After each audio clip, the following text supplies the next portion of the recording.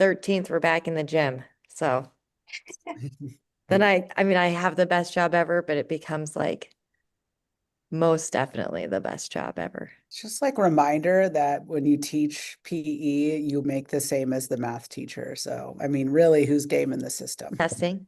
There's no grading. It's amazing. All right, Chair Rosner, we do have a quorum if you're ready to get going.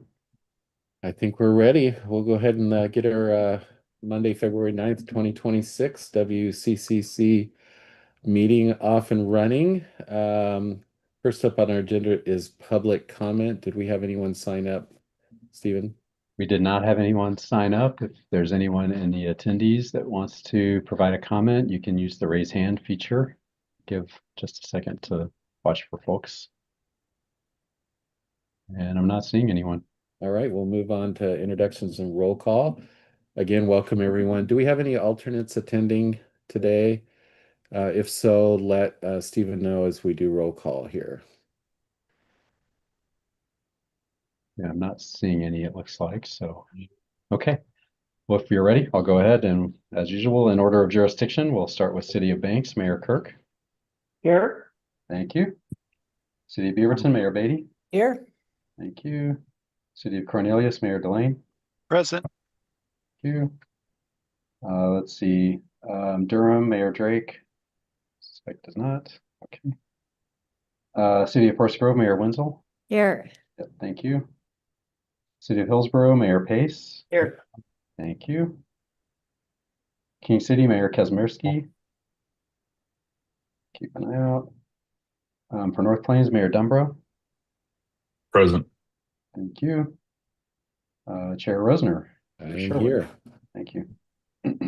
Tigard, Mayor Hu. Here. Thank you. For Tualatin, Mayor Bubenik. Here. Thank you. For Wilsonville, Mayor O'Neill. Here. Great, thank you. And Washington County Commissioner Fye.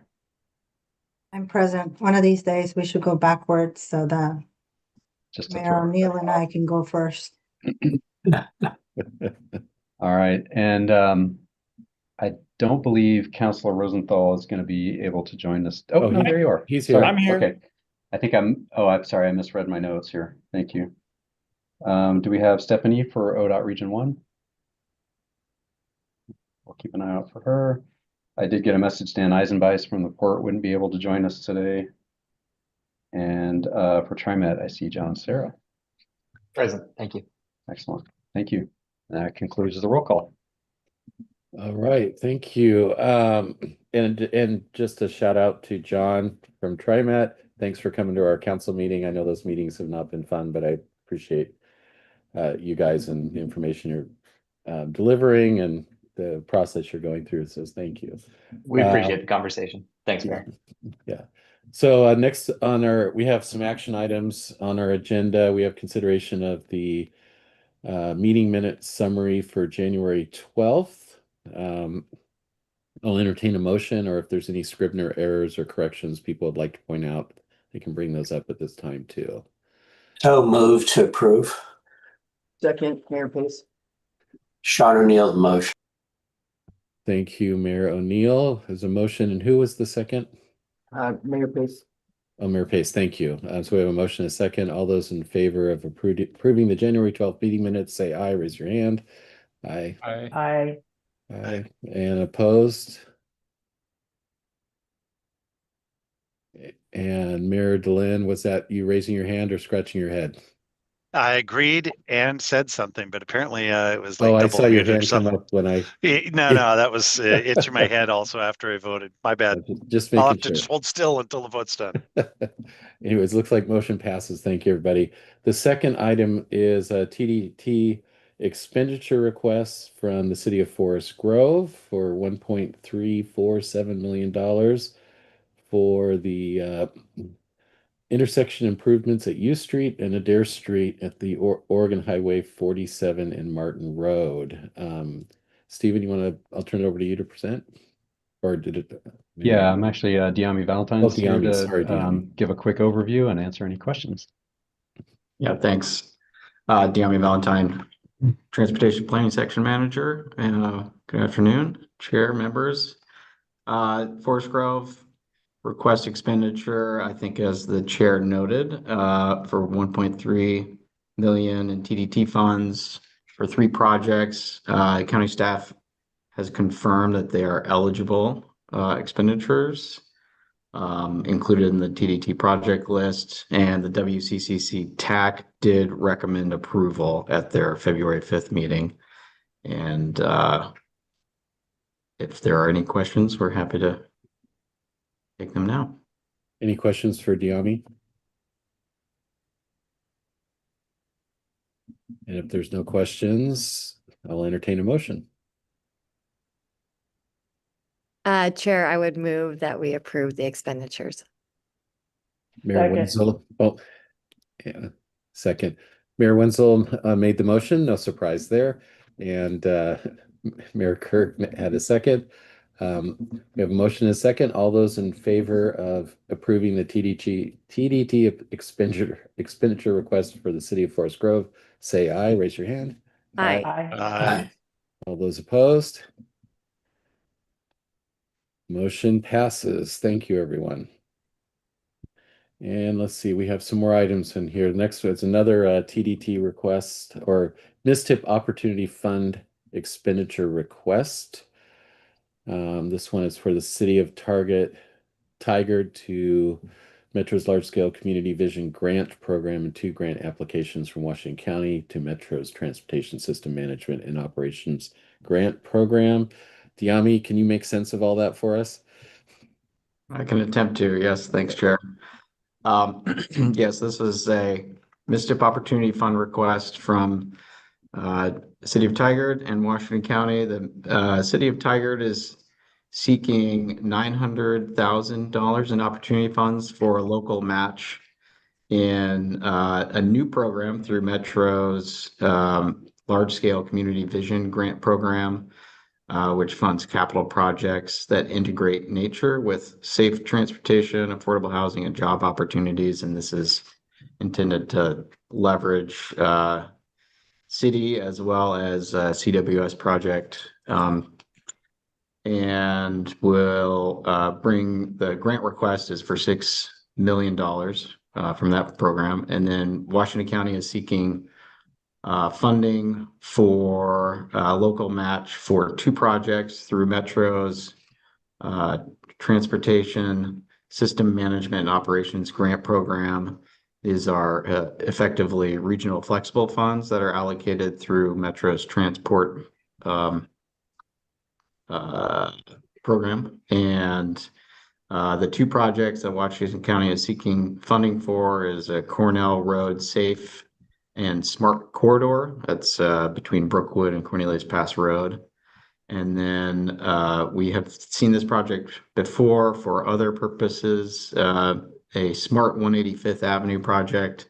And this is building upon federal funding that has been secured and received a partnership between TriMet and Metro, upgrading TriMet, the MAX with real-time data information. So this would be upgrading kind of the signals on 185th to communicate with the MAX train. So the total ask of the 3 grants is 1.1 million 75. That would secure over 9 million if successfully awarded. And the MSTIP Opportunity Fund can support these. If those were successfully awarded, the fund would have a remaining balance of 9.6 million. And staff did confirm that the all 3 projects are eligible and consistent with the guiding principles of the MSTIP Opportunity Program. And there's information in the packet that details a little bit more information about the projects. And I believe we have staff available who can also answer any questions that come up. Awesome. Thanks, Diami. Any questions? And Mayor Pace. Yeah, I just So thanks, Tiami, for the briefing. This is, just so you all know, this is our third time attempting to get Metro funding for the 185th and Baseline intersection. And what we're trying to do is stop the massive congestion that's happening on 185th due to lights and the barriers coming down for the max crossing. It's all around safety and getting traffic flow going. And I want to say thanks to Washington County and specifically John Fasana for supporting these grant applications. So just wanted to say that, and hopefully this will make it. Third time's a charm. So but wanted to let you all know what we're trying to do here and why. Thank you, Mayor Pace. Mayor Beatty. Can you just confirm that this is not the large scale community grant? That's the Tigard one. What's the Hillsborough one? What's the funding source? That's the Transportation System Management and Operations Grant through Metro. Okay. Yeah, I'm with Mayor Pace. We continue to try to get money out of Metro. They make it incredibly difficult to spend the money that should be allocated directly to us. So I'm here to support Hillsborough's ask. And Tigard's, of course. Thank you, Mayor. All right. Thank you, Mayor Beatty. Any other questions? If there's no questions, I'll entertain a motion. I move to approve this funding. Second. I think Mayor Beatty beat you, Mayor Hu. So we got a motion from Mayor Pace and a second from Mayor Beatty. All those in favor of approving the MSTIP Opportunity Fund expenditure request, say aye. Aye. Opposed? Motion passes. Thank you, everybody. We got one more. Item D, MSTIP Large Project Match expenditure request. And I'm just going to kick this over to Stephen to talk about it instead of trying to explain it myself. So Great. Thank you, Chair. So this is a request by Washington County for an expenditure allocation from the MSTIP Large Project Match.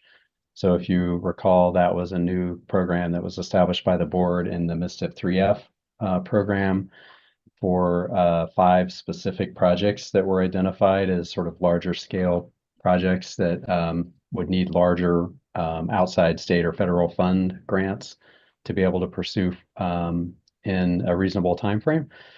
One of those 5 projects was the Basalt Creek Parkway extension that is on the future boundary between Wilsonville and Tualatin down in an future industrial development area. And the project itself has an overall estimated cost around $67 million, I want to say. And so we're seeking some funding at this time, build grant funding, just to move the project into the right-of-way acquisition phase. So just to keep the project moving and anticipating that we'll continue seeking longer-term opportunities for larger federal grants. And I wanted to quickly introduce Rennis Kelfkins is on the call with us. Rennis is a senior project manager in our capital projects division. He's been project managing this project now for about 8 or 10 years. Yeah, good things take time. So this is one of those projects that's been around for a while. So our objective at this point really is to just at least move it into the right-of-way phase while we continue trying to develop a longer-term funding strategy, which will heavily rely on future federal funding ask. So at this point, the request is, Rennis, I'm trying to find those numbers here. 1.45 million, thank you. million. Yep. From the large project match fund, and then we're seeking about 5 million. 5.8 million, yeah, from the federal government build program. And then we do have some slides if anybody has any interest in any more background on the project, but otherwise I think we can jump into Q&A. Okay, thank you, Stephen. Any questions?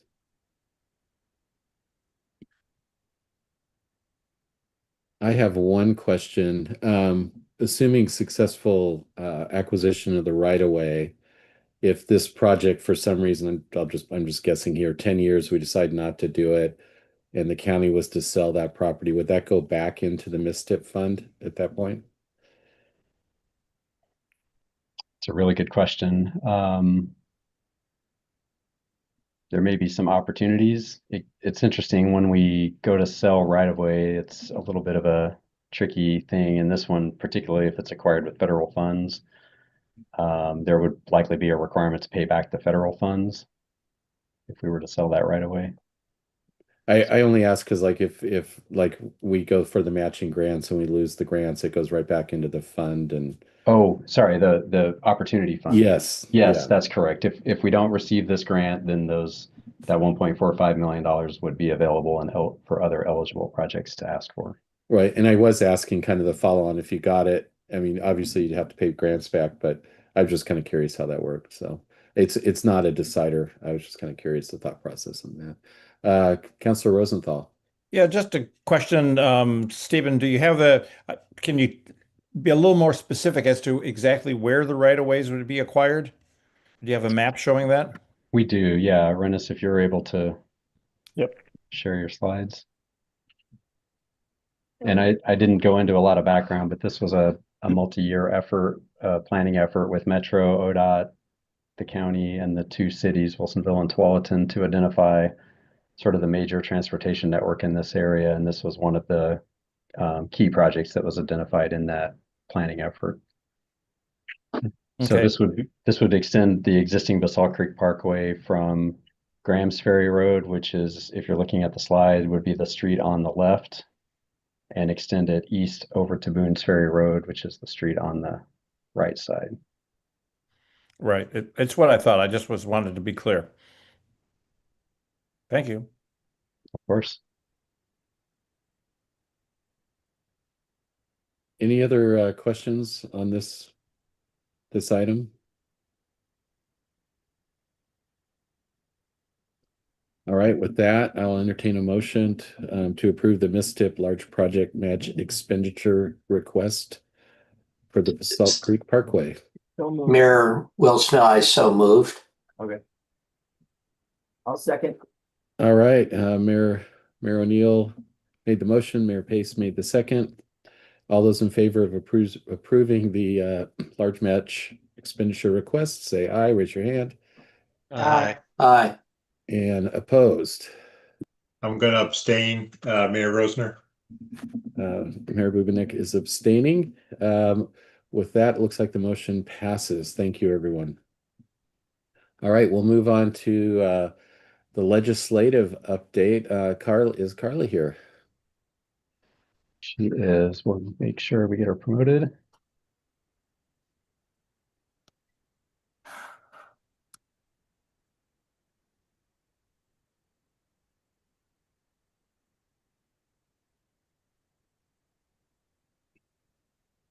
All right, welcome to the meeting, Carly. Go ahead and take it away. Thank you so much, Chair Rosner, members of the committee. I'm pleased to be here with you today. Carly Silva Gabrielson, one of Washington County's government relations managers. We find ourselves in the midst of the second week of session. It is very, very busy. Things are moving at a very quick pace. So in result, my presentation today does not have slides and is going to be a little short as I do have a committee to run to, but a few big things that I want to share with you and flag to make sure that you're tracking for your awareness. Since we last spoke, the governor has released her economic development package. That bill is House Bill 4084. And it really complements a lot of the other efforts that we've seen, including that from Senator Solman. The bill is designed to support Oregon's economic growth and ability to compete with other states by increasing our incentive packages for businesses. And it really aligns with the governor's prosperity roadmap, if that was something that you started tracking at the end of last year and starting into early this year, which of course sets the goals of retaining and growing businesses here in Oregon, catalyzing job creation, both in the metro area and of course in rural pockets as well, and then accelerating economic growth statewide. So in regards to the governor's bill, a few things that I just want to highlight is that it would establish the Joint Permitting Council to oversee fast-track permitting at state agencies. There's more details there, so I encourage you to take a look. It also would create a permit catalog at state agencies to streamline the process, which would be wonderful. And it also requests a $40 million investment that would go to Business Oregon's Industrial Site Loan Fund to prepare those swaths of land for development. It also includes some really interesting things that would impact enterprise zone modernization, such as lowering the job creation threshold so smaller businesses can participate, especially in rural communities. It also allows for metrics on business retention, productivity, or revenue improvements as qualifying criteria. And it would also expand eligible business categories beyond current restrictions for trade sector businesses. And it also does call for extending the enterprise zone timeframe beyond 5 years and allow for more flexible hiring timelines. We are working really closely with the governor's office in coordination with AOC, the county assessors, and others to identify changes that would help mitigate the costs for counties that impacting the administration of enterprise zone programs. So that is a very impactful bill. Again, encourage you to take a close look at that, and we'll see future public hearings on that. I also want to give a quick update on the state of play with transportation funding, which I know you're all tracking pretty closely. However, things are moving really rapidly, like I noted. So on that note, today we are seeing the first public hearing on the bill that would propose moving the voter referral on the transportation funding bill from the short session. That bill was House Bill 3991. So today there is, again, a public hearing on a bill to move that to the May election. That bill is Senate Bill 1599. There was a new committee that was stood up to oversee that bill. It's called the Joint Special Committee on Referendum Petition 2026-302. And again, that is a public hearing. So we are expecting to hear from folks across the state on who have a stake on the timing of that referral.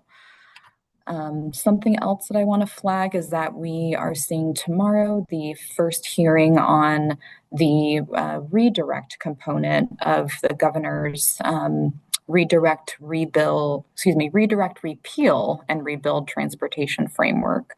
So the redirect component, as we have talked about a little bit, is going to be looking at ways to redirect the existing revenue sources authorized under House Bill 2017 to address a projected shortfall of $242 million at ODOT for the 2026 biennium. And then they're looking for about an additional $50 million to address a shortfall anticipated in 27. None of the proposals have been released yet, but we do know that legislators are considering several options for potential redirection of that revenue. And again, that all is from the revenue streams from House Bill 2017. So I can drop that list in the chat. Again, it's not the list that they're proposing for redirect, but it's the available options to the committee. So that public hearing is scheduled for tomorrow at 3:00 p.m. And that's going to be in the Joint Committee on Ways and Means, Subcommittee on Transportation Economic Development, otherwise referred to as TED Sub. Oh, and Jessica's reminding me that there's no chat in the meeting, but we will email out this information. And I will say that the committees are taking testimony both on the redirect that we'll be hearing tomorrow, and then the repeal that's being heard today. So a lot of moving with the state of play of transportation. We still are hearing from the governor's office and leadership that in terms of the rebuild, the working towards the 2027 funding package, that work will continue. Will begin sometime in the spring, and then carry on through the fall with the goal of concluding in the winter in December. We're still waiting for more details to be publicly released on what that looks like, but we do expect that there will be a large table that's convened, and then several subcommittees focused on issue areas impacting the conversation on transportation and funding. So with that, I think I'm going to pause and welcome any questions. And we will follow up again via email with some of these dates and opportunity to provide testimony. Thank you so much. Thank you, Carly. Any questions for Carly?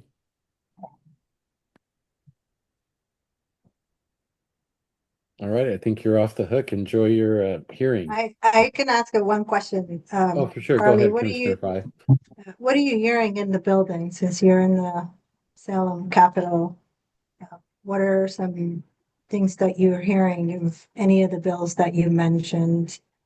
Both trepidation, some excitement.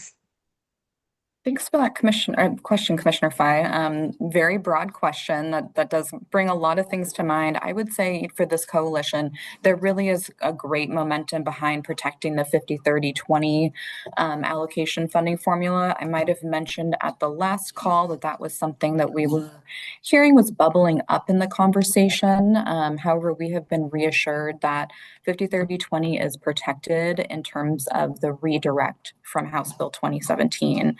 So that was really great to have affirmed. However, we've been told that it is on the table for 2027, not necessarily that it's going to be cut or that funding formula is going to be completely thrown out, but we could see some proposals to reconfigure that. We've also been kind of forewarned that we could be hearing more conversations surrounding asking local governments to provide more revenue, maybe, increasing project matches. So I would say that tomorrow we're not going to see that 50-30-20 formula be impacted, but we will see other things such as possibly safe routes to schools that takes a funding hit. So there's a lot of programs in your communities that I know may fall outside of the 50-30-20 formula that could be impactful. So I think it really calls upon all of us to make sure that we are doing the work now to continue defending those programs, to talk about their impacts in our communities and why that revenue needs to be protected now and really well considered into the future. Thank you, Carly. Commissioner Rosenthal. Yeah, thanks, Mayor Rosner. Just a question, I guess. Considering particularly some of the bills which are quite complicated, have land use, they have land use taxation and economic development aspects, and we're all in favor of moving forward with economic development. Have you heard anything in the building about any potential leads that are leading to specific economic development options? I mean, remember a couple of years ago, we had this option under the CHIPS Act that we could get a research development center. And that sort of unfortunately went someplace else. Have you heard anything about that? Any about these opportunities? That's a great question, Mayor. I would refer you to the recent committee hearing on the governor's bill 4084. There was several questions from legislators that fall outside of the metro area asking for the business thresholds to be lowered so that businesses in rural parts of the state can really take advantage of the governor's economic investment incentives. So I think that conversation is happening right now in terms of how we can really support our smaller jurisdictions with these tools and opportunities. So lots of opportunity to provide comment, and again, we'll provide that timeline for submitting testimony on the governor's economic development bill and email as well. Thank you. All right, thank you. Any other questions for Carly? All right, Carly, we'll have fun lobbying in Salem today. And thank you so much. And reach out if you have any detailed questions. We're happy to run things down. Awesome. Thank you. All right, we will go ahead and move on to our next item. Sorry, I'm just going to get back to where I was. And that is a TDT rate index adjustment. We have Diami here again. Thank you for being here today. Talk about the annual TDT rate adjustments. Yeah, great. Thanks, Chair. This is an annual adjustment. So a reminder for folks, the Transportation Development Tax Ordinance included an indexing provision. This is done annually. It's administrative, non-discretionary, and is intended to account for fluctuations in construction costs.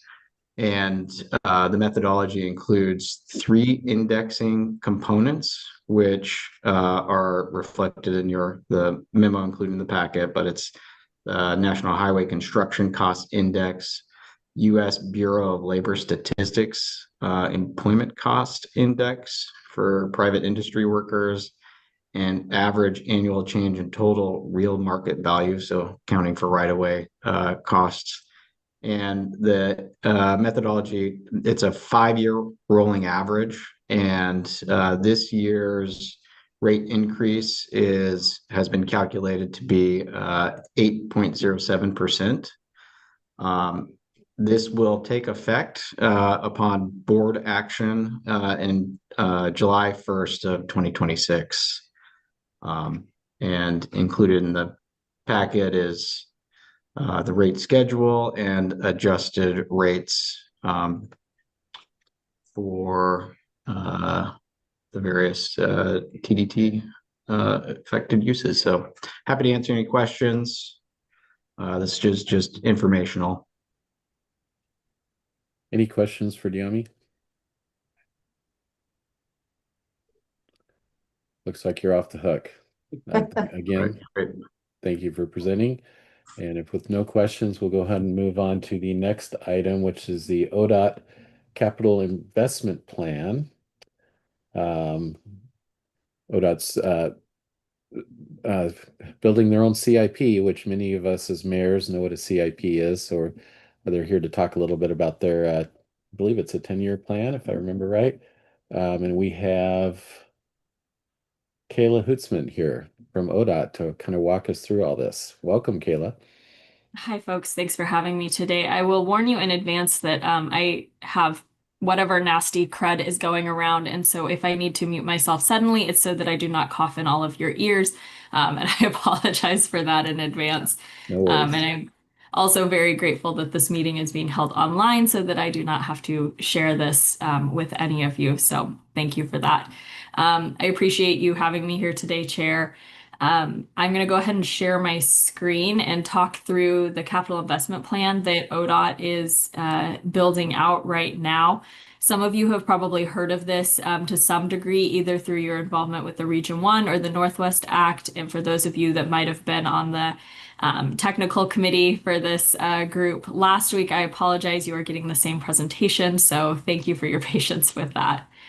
I'll go ahead and share my screen.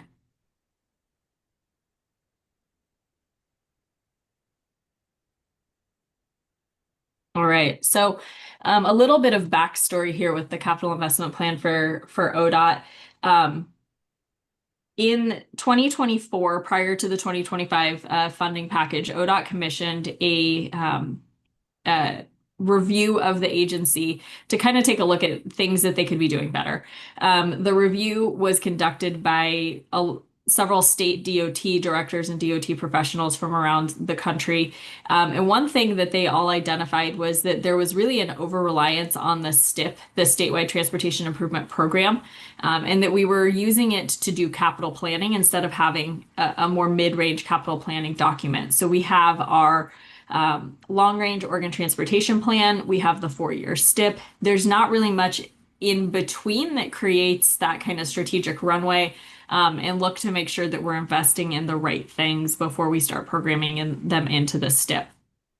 That finding was then confirmed by the managerial review that the legislature commissioned during the 2025 session. So we have been building out this process. We're hitting the ground really full stream ahead, running quick on this one with the hope of having the first capital investment plan in place by the end of 2026. I'm going to walk through a few slides here, excuse me. So talking through the capital investment plan, what this is trying to create that look ahead of projects that will feed into the STIP. The STIP isn't going anywhere. It's still a federally required document. We will still have that. It will still be the place in which, construction dollars are programmed, but really allow more discipline around what projects are coming into that pipeline and then allowing better development along the way. So we'll be looking at estimating funding for this. And then really putting a lot more rigor around where concepts are coming from before they get programmed.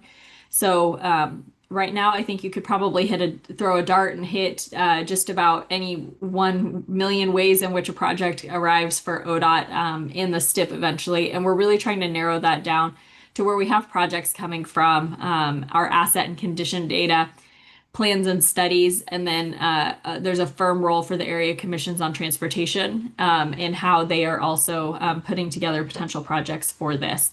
So the plans and studies piece, obviously there's a big connection there with our local partners, because those locally adopted plans are going to be really important as a place in which concepts are generated, and then as well as the work with our area commissions on transportation. And I'll get into that a little bit more. From there, concept ideas are going to be screened through criteria, both technical, looking at, needs, feasibility. Do we have the data there that says, yes, this is the right project in this location?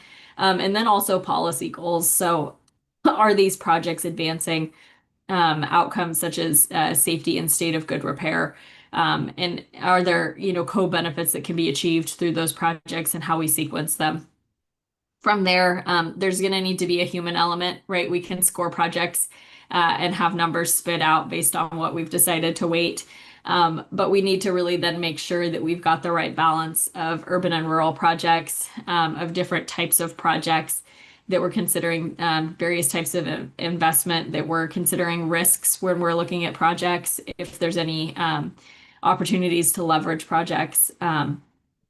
And that we're making sure that we're also meeting federal and state funding targets for certain spending areas, because as much as I wish it was, this is unfortunately not a new revenue stream. It is simply a way of looking at how we develop and plan out projects and investments on the state transportation system with more rigor. From there, projects will get sequenced. One thing I do want to mention is I'm sure you all are probably tracking that the 2730 STIP, that Statewide Transportation Improvement Program, was released for draft comment last week. This STIP, the 2730 STIP, is the first 4 years of the capital investment plan. So as we talk about building out the capital investment plan, we're talking about this kind of initial build out then of 30 to 36 in the process, because we have those first 4 years that have already gone through a development process with the STIP. So like I mentioned, one of the places where we're really trying to change the way that we've done things before and put more rigor around this is that we're going to be pulling projects from plans and studies, from our asset data and management system, and then our area commissions on transportation list as well. So right now, the ACTs are all meeting in January and February to talk through the potential 3 to 5 kind of top investment ideas that they want to put forward. All 12 ACTs around the state are going through this exercise right now with the hope of having those lists submitted to the commission by the end of April. And then those will all go through a scoring process the same way that projects that we're pulling in from our plans and studies and our management system data are going through that scoring process as well. Implementing this then, we're really looking to develop projects in the capital investment plan with a greater detail than what has historically been done through the STIP scoping process, which is a pretty quick turnaround process. And then we start trying to program projects for construction dollars and make estimates when projects are at 3 to 5% scoping. And shockingly enough, that does not always lend itself to having the most accurate construction costs or timing costs.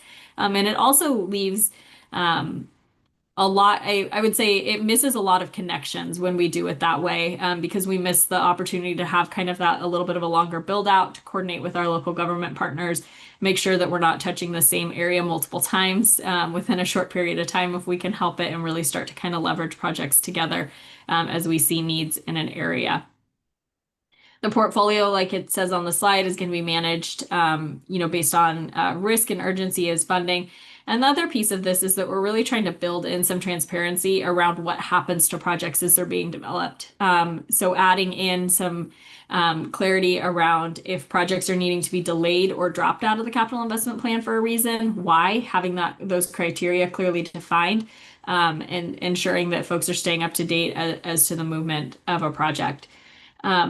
Also then looking to fund projects more in that phased manner. So we're not scheduling projects into the STIP to be phased for preliminary engineering and right-of-way and construction all at once, unless we know that that's something we can do with very little risk, but instead staggering those phases so that we can have more confidence in how we're funding those projects and confidence in the project itself. And then delivering that project accordingly. One thing with this is that eventually the STIP will move to an annual adoption. That'll take a couple years, but eventually we will be adopting a capital investment plan and a STIP every year so that those are moving in sync with each other. One thing that should be over on the side here that I do want to call out as well is that part of this too then is having some more rigor around tracking projects on the back end. So making sure that this information is available on a publicly accessible website, that folks know when a project was complete, what that project did for the system, what those investments are doing for our communities, and having some better data tracking on the back end as well. Excuse me. I mentioned that there were policy discussions happening with this and that projects would be scored. So what I mean by that is that last year we went through a process whereby we did outreach to all of the ACTs and modal committees of ODOT and got their feedback on how they felt like the goals of the Oregon Transportation Plan should be ranked and ultimately have some weight put behind them to be able to then develop scoring criteria from there. So we also had that conversation with the commission, and from there they developed policy goal weights. So what this is looking at is that safety is going to be the highest weight by which projects are screened through.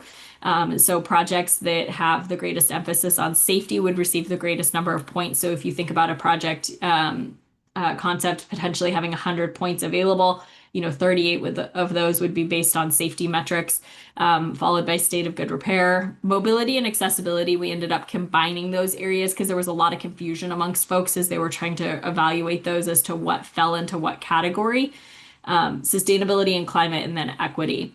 A note on the sustainability and climate and equity piece of things is that when you start to dive into the scoring side of things for this, sustainability and climate, a lot of those scoring attributes end up fitting into these other areas as well. So under stewardship and state of good repair, there's going to be scoring information there on improving resilience. So that seismic and climate attribute there. You'll see it as well in mobility and accessibility when we talk about completing critical connections. In improving the ability for folks to walk, bike, and roll through our communities. And with equity, the discussion there was really around the fact that if you're doing a project right, equity is baked into the project from the get-go. And again, you'll see that kind of baked into the process as we're looking at location factors. So kind of at a really high level, the scoring matrix gets very long and detailed very quickly. It will be something that's published. Any project that enters into the capital investment plan to be scored will have that score published. And folks will be able to see then how that was developed and how a potential project may or may not meet the attributes that we were looking for based on those goal weights that were established by the commission. So in terms of what we're looking at here, there's a few of those draft indicators there. With that kind of looking ahead, we've been having those conversations with the ACTs and our ODOT regions and programs, and I'm having conversations like this across the state with folks like y'all to do some outreach on this plan, and we have those potential investments being identified right now. The goal then is that all of those are going to get screened through that criteria over the summer, with a draft capital investment plan released in the fall, and the first capital investment plan finalized by the end of 2026. And then there's a whole bunch of ongoing work associated with this as well. Everything from, how we improve our 0 to 15% cost estimating, to how we better track projects and scope and manage the portfolios of potential project options. So with that, I will pull my slides down, take a quick water break, and I am happy to answer any questions. All right. Thank you so much, Kaylee, for or Kayla, I'm sorry, Kayla, for the presentation today. Any questions for Kayla about this?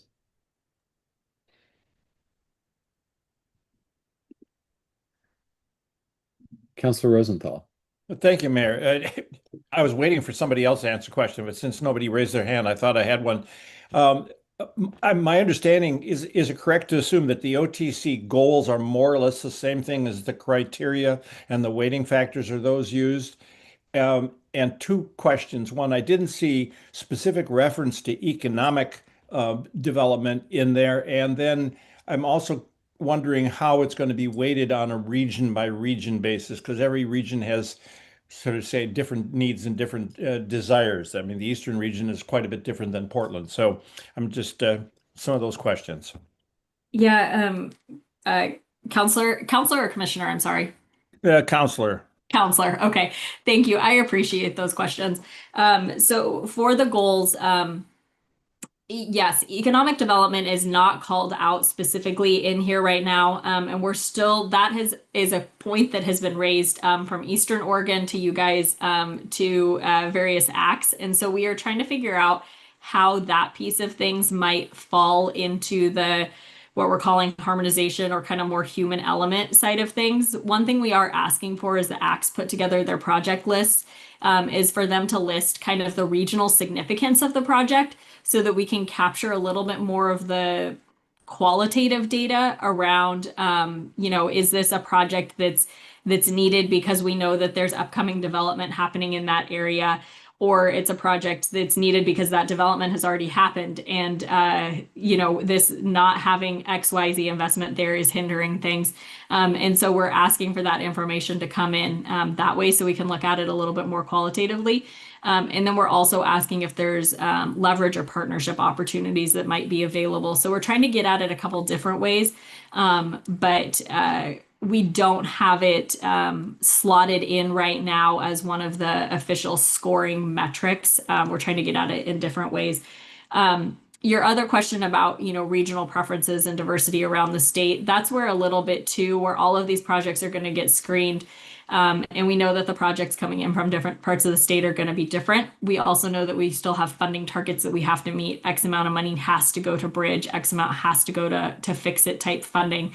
If you look at the last, the 2730 STIP, the amount of discretionary funding available was really, really limited, right? And so we're going to be looking then at how those projects in those different categories best meet the needs and the desires of those specific communities as they're coming in. So, and make sure that we've got kind of that geographic balance across the state as well.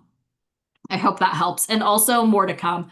I'll note that the capital investment plan is not something we're building in a vacuum. We've been working with a good number of other states on this, as this is not a new concept. It's just Oregon's first time doing it. So we've been working with Colorado, Arizona, Nevada, Virginia, Minnesota, et cetera. And all of them have said that this first version is not going to be the version we have 5 years from now. We're going to continue to learn how to do this and make improvements along the way as we figure out what makes the most sense and what really needs to be included. We're going to reevaluate those goals that were set by the commission probably about every 3 to 5 years, because we do want to give them a little bit of time to play out in the process. But then those will not stay static forever.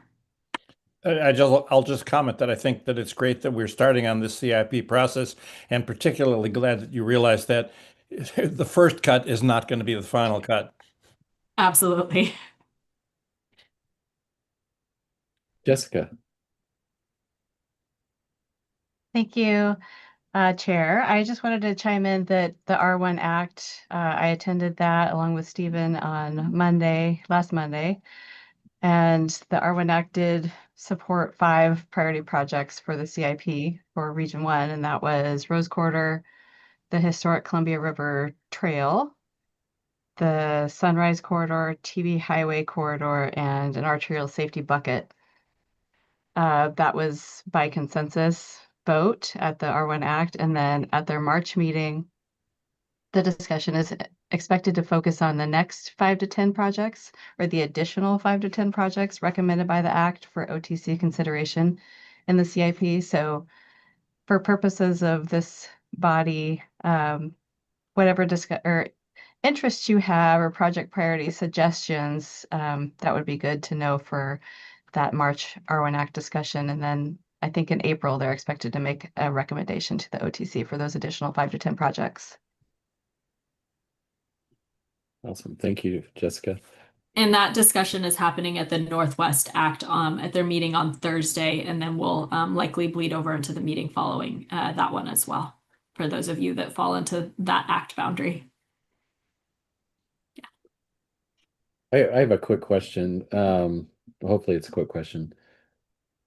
I don't know quite how to phrase that, but for context, and some in the room have heard me talk about this, our regional transportation systems kind of have not kept up in Washington County with how we're growing and where we expect to grow.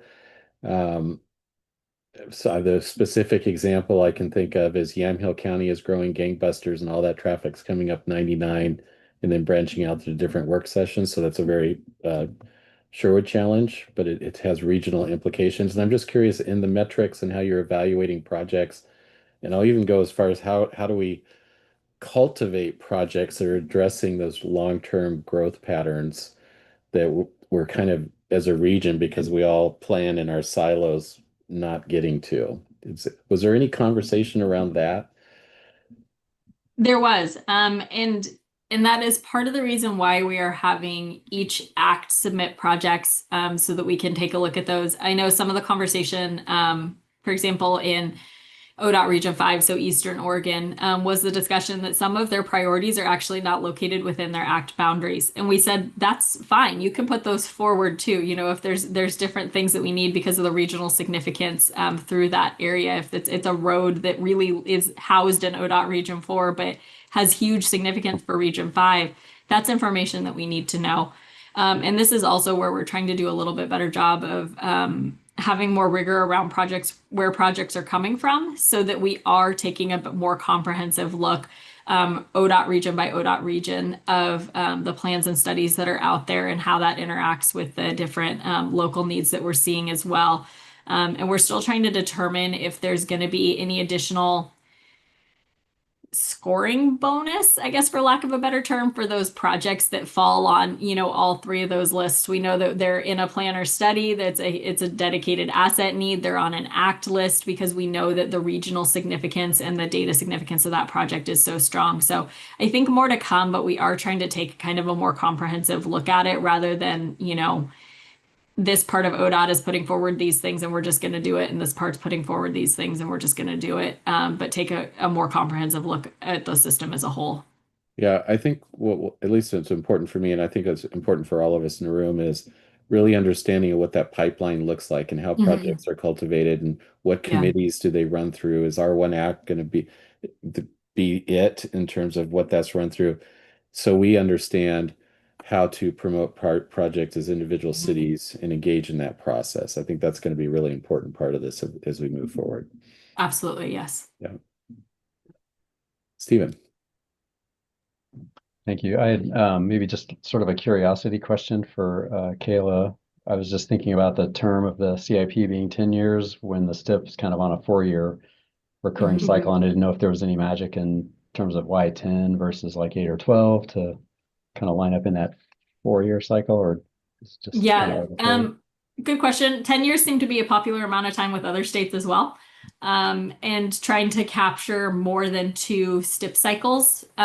We will be moving to an annual STIP. So while the STIP will still capture 4 years, we're going to be adopting it on an annual basis moving forward. So the 4-year mark becomes a little bit less important, probably in a couple years worth of time once we get it there. But it'll just always be 4 years, and we'll be adding a year into the capital investment plan, adding a year into the STIP on an annual basis. And so that 4-year marker becomes not as, I guess, defined as it is in our current reality. Gotcha. Thank you. That's great. Mhm. And then I was just going to share an observation, I think, to your point earlier about the CIP being a little bit of probably a work in progress. And I would say we as a county only adopted our first sort of departmental, cross-county CIP 4 years ago, I want to say. And the first year was basically just a giant spreadsheet. Second year was actually a booklet, with more information about the projects in them. And we continue to, evolve and adapt our practices. And so we're adding a little bit to it every year, getting a little bit better. So I appreciate that notion that it'll be a kind of iterative process too. Yeah. As much as I'd love to say we're going to get 100% right out of the gate, we just know that's not the reality, and it's going to get better each year, and we're going to make tweaks to it as we figure out what works and what doesn't. Great. Thank you. And I would add, for most of us cities, we've been doing CIPs for as long as I can remember. I don't remember not having a CIP, and it'll be interesting to watch this evolve, because we do it not just related to funding revenue we know is coming in, but we stack up all the projects that we get grant ready, so when those opportunities arise, we're ready to go and can go get some of that money, which I think we really is overall the big not just ODOT, the state fell on their face a little bit when the last administration had that infrastructure bill, because we didn't have those projects ready to go snag some of those monies. So I'm excited to see that piece of this move forward as well. I am too, because I agree. Awesome. Any other questions? Thank you all. I appreciate your time today. Yes, thanks for coming in. We appreciate it. All right, we're going to move on to item D, Washington County Resilient Transportation Funding Options. Stephen, I think you and Jessica are up for this. We are. Thank you, Chair. I'm actually going to have Jessica walk us through the presentation. And again, we've done this almost every month, but we're basically just kind of bringing you along on the journey with our board in terms of this larger look that we're doing as a county at both general revenue options, and then more specifically for this group, the resilient transportation funding options. And we have this unique situation in Washington County where our general fund supports a large proportion of our transportation programming in the past. And so we're looking for ways to acknowledge that there are real constraints on property tax revenues and costs continue to go up. And so we're looking at opportunities to continue to fund a robust transportation capital improvement program. So that's one of our primary objectives in the transportation funding options. And in our case, again, this may be a little bit unique in that our ability to bring revenues into both the general fund and on the transportation side both kind of help solve multiple problems, if that makes sense. So that's why we're looking at both sides of the equation, both general and revenues and transportation revenue options. And then specifically, Jessica will kind of walk through this a little bit, but the board, and we talked about this at this meeting last month, the board has expressed some interest in exploring a potential increase in the county vehicle registration fee rate. So Jessica will talk through that a little bit as part of the presentation. And you'll remember, hopefully, that revenue is distributed 60% to Washington County and then 40% to the cities based on relative population. So this is something that could raise revenues for both the county and our city partners here as well. And so with that, I'll turn it over to Jessica, and then happy to answer questions and have a discussion at the end. Great, thank you. So the slide you're seeing, this whole slide deck looks different than our normal Washington County LUT slides because these are prepared by our consultant, Marina. This is the same PowerPoint that we used for the board work session on January 27th. So first, we'll just recap. We're doing our Resilient Transportation Funding Options Project in tandem with the General Revenue Options Project, which is run out of our county administrative office. We are, again, using the same consulting team and working on these really closely as a larger team together. They obviously work together. We're looking at all the same options. But of course, for the transportation funding options, we're looking at specifically improving the resilience of our county transportation capital project funding by finding solutions that are sustainable, transportation focused, that we can use to help reduce reliance on the county general fund. We are nearing the end of our draft work plan. I know you've seen this before, but we are moving through our tasks. First, we had the kickoff, then we researched the various alternative revenue sources. We came up with evaluation metrics for those sources, ran them through the metrics, and then came up with a refined funding options list, which we then did implementation viability analysis on, and I'll talk about that a little bit more as I go on. And now we are at the phase of board direction on a short-term funding strategy. We will continue work on medium and long-term funding options. Just looking at those a little more closely, they're a little more involved and process-wise and take longer to implement and maybe take longer to reap revenue. We plan to bring those back for board review sometime in the spring.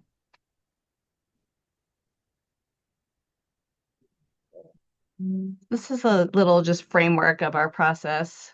As I just went through, we identified the range of options, we defined the evaluation criteria, we evaluated the revenue options against the criteria, we narrowed the list, we did the implementation viability analysis, and now we're here at our strategy recommendations.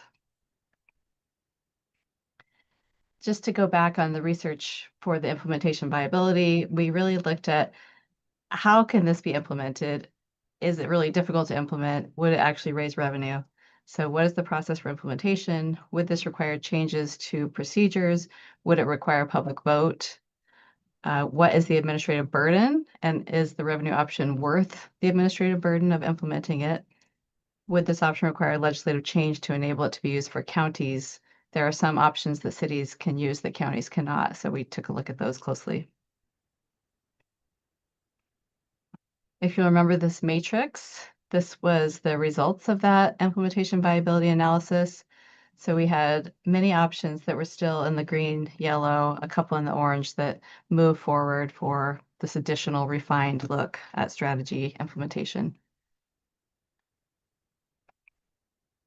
Our consultants like to caution here that this is for informational purposes only, subject to change. This is all an ongoing process. An iterative.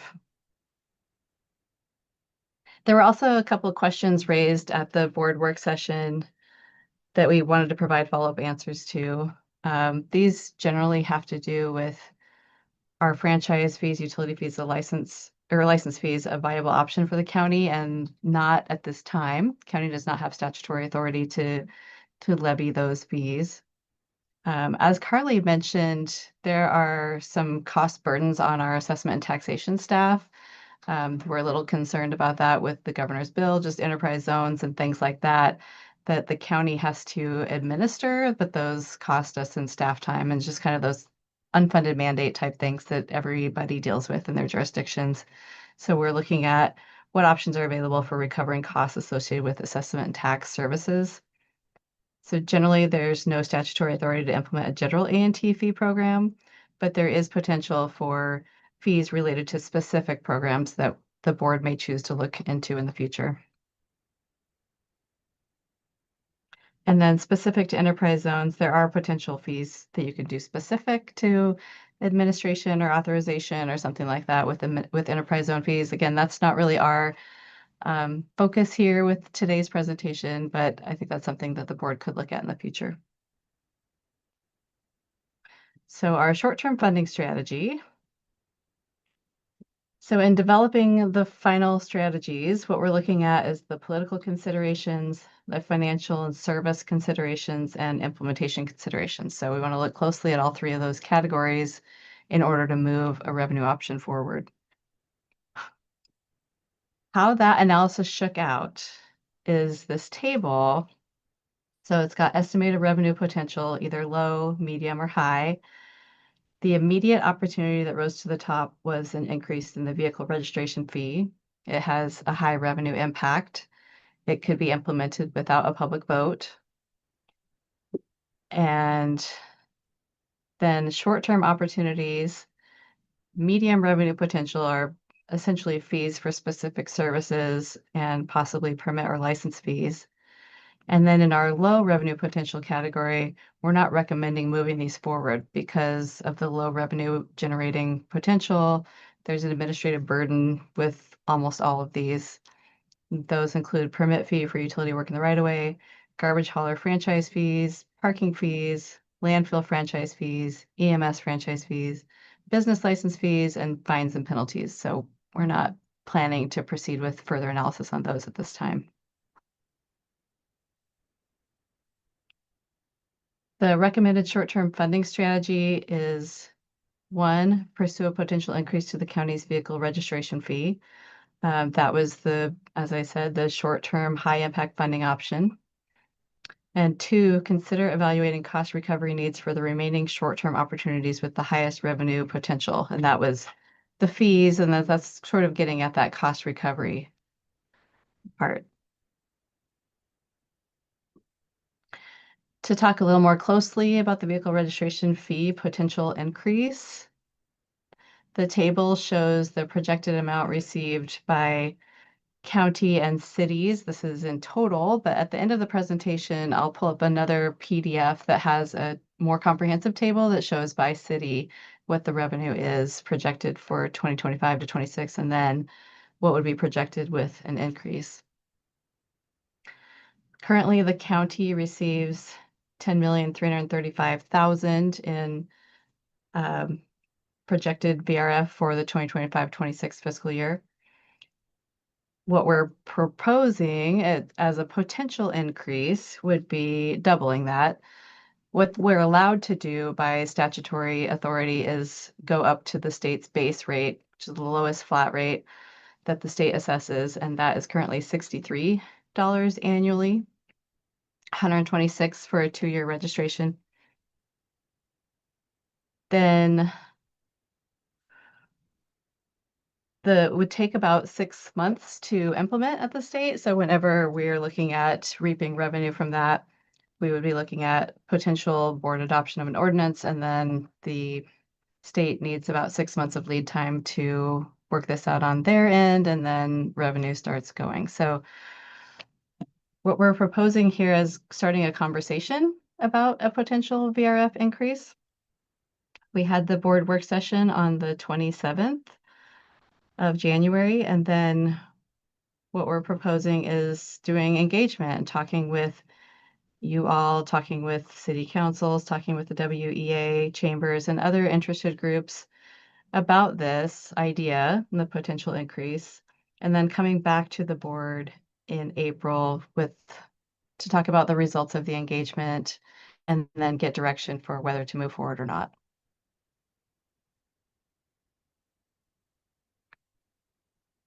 The other part of the short-term funding strategy was around fees. This is not as cut and dried. It requires a process to even determine what the cost recovery limit would be.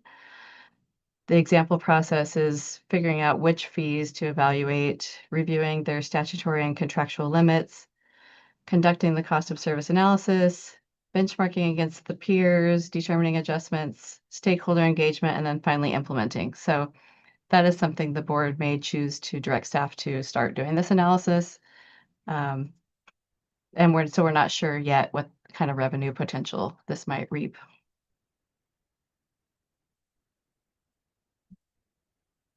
So the feedback that we requested from the board, does your board support moving forward with a potential increase to the county's vehicle registration fee? And if so, does the board support the proposed timeline for outreach and potential implementation? We got a majority approval of the board to move forward with the discussion around the proposed increase, just to start the conversation with all partners. And one thing I think I failed to say around the vehicle registration fee was that this is a transportation focus only because it is statutorily restricted to be used on within the right of way. So that is something that can only be used for transportation purposes. Of the other short-term opportunities, are there any revenue options the board does not wish to consider? And there were none. Would the board support additional analysis into existing fees to understand what would be needed to maximize cost recovery?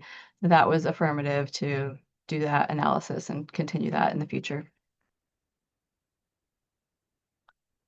So next steps, if the board supported advancing a potential registration fee increase, we're starting that now. We're conducting engagement. As I said, there was a majority direction to start the conversation, start getting feedback from all of our partners. We would share a summary of that engagement in the spring, I think in April, and potentially bring forward an ordinance for the VRF increase for consideration in May, June. Our other next step, related back to now medium and long-term funding options, was to compile a refined list. We're still doing some of that implementation viability analysis on the details for if something requires a public vote or the size of any of the initiatives or anything like that. There's a lot that goes into that needs further research, further analysis, and discussion. So we would bring that back in the spring. So if it's okay with you, Chair, before we get to questions, I'll bring up that other table. That would be great. I'm sure everyone is wondering about that.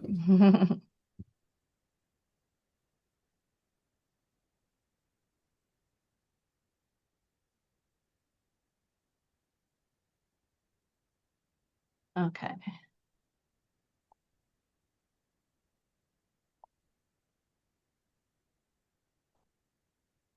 Okay. This is the table, projected VRF revenue for 2025-26, and then the projected net additional revenue from doubling that fee.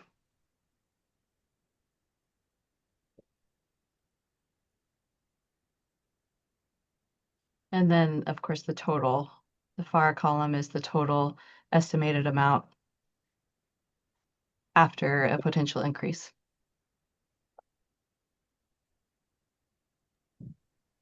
And I'll add, Jessica mentioned it during her presentation, the county could go as high as $63. For simplicity, we just looked at $60, which would effectively be doubling the current rate.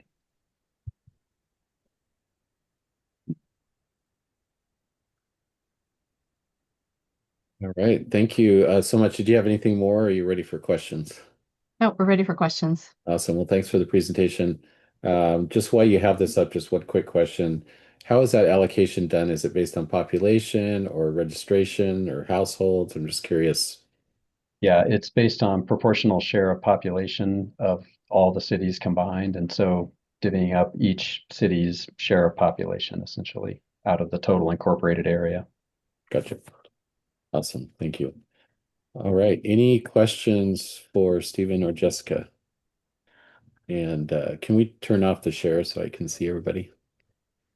Yes, absolutely. Awesome. Thank you. All right. I'm not seeing any questions. Thank you for the update. I appreciate it. And just double check there's no questions. If not, we'll go ahead and move on to our regional committee updates. Item 5A, Mayor DeLynn, Commissioner Fye, do you have any updates for us on the last JPAC meeting or the future JPAC meeting? Future JPAC is a week from Thursday. They have not published an agenda for the event that I've seen. Maybe Commissioner Rosenthal has something to share. I have nothing this week. I have seen nothing on JPAC for next week.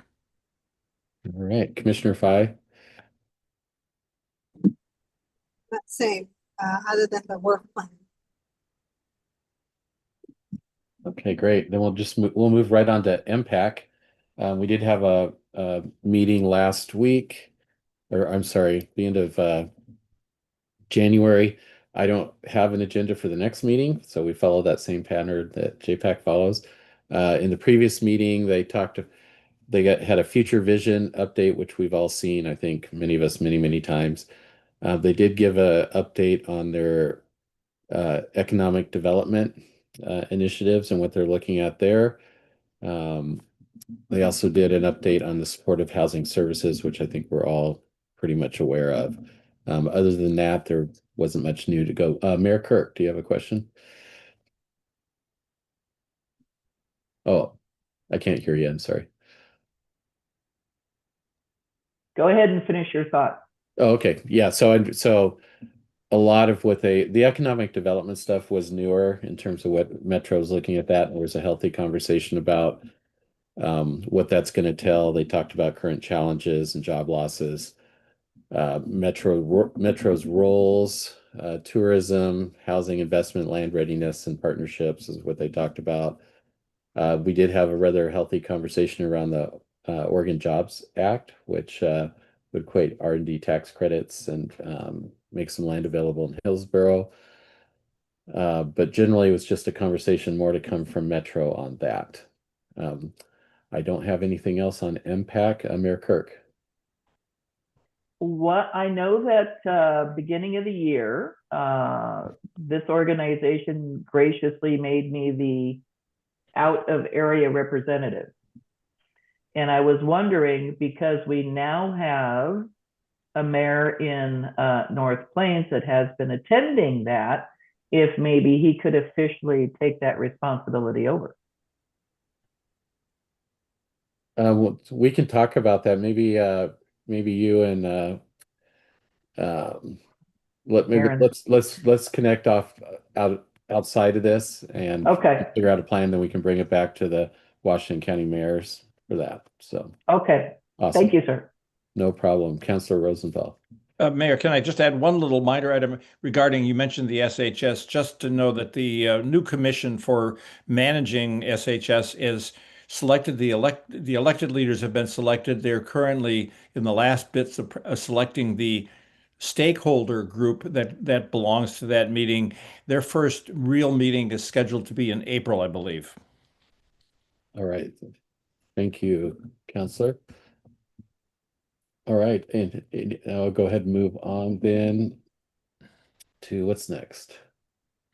Mayor Kirk, Northwest Act. Do you have any updates for us? Our meeting is going to be in Bank at our Station 13 on the 12th at 1 p.m. if anybody happens to want to stop by. Or you can also go to the Northwest Act agenda page and get the Zoom link if you want to be in. Basically, just like she said, we're going to be going over our wish list. Two things that are on the wish list that has to pertain to Washington County is obviously Highway 6. And then I also to start a study on the Highway 26 corridor, basically from the 626 split to Staley's Junction, where 47 goes up to Vernonia, to work on basically a lot of the accidents that we have along there. We just had an accident the other evening where 3 people had to be life flighted out there, where 47 comes into 26. There at Jim Dandy's, that because of lack of turn lane that happens to be a problem, but also mostly to make it where hopefully we can figure out where the clog is. So we can eventually get traffic moving a lot faster, especially during the summer, during the high peaks going to the beach. So that's, we're trying to make sure, at least us in Washington County, that we make both of those on the short list, especially the Highway 26 traffic jam. Awesome. Thank you, Mayor Kirk. Well, with that, do we have any other business or agency updates or things that people would like to share before we close out the meeting? We'll get some time back today. I can provide a quick update on R1 Act if you'd like. Oh, I'm sorry. Did I skip you? I apologize. Yeah.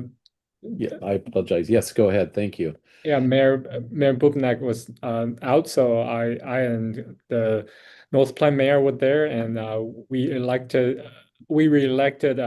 Commissioner Savas as the chair, and we elected County Commissioner Snyder as the vice chair.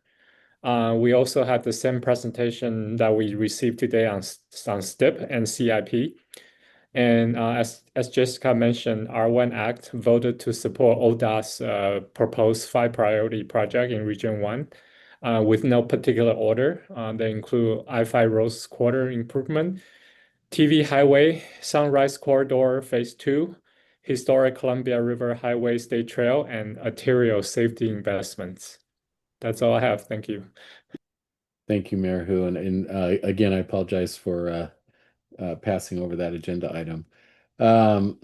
Anything else for the good of the order? Any other updates anyone wants to give? Did I miss something else on the agenda? I don't think so. I did want to just remind folks, we have our off-cycle meeting next month in March. That'll be our in-person opportunity in Hillsborough at 3 p.m. on, trying to remember the date now. It was 16th. March 16th. Yeah, thank you. So just a reminder there. Awesome. Thank you, Stephen. All right. Well, thank you, Stephen and Jessica, for helping coordinate and set these meetings up. Super appreciate it. And with that, everyone enjoy the rest of their day. Thank you all.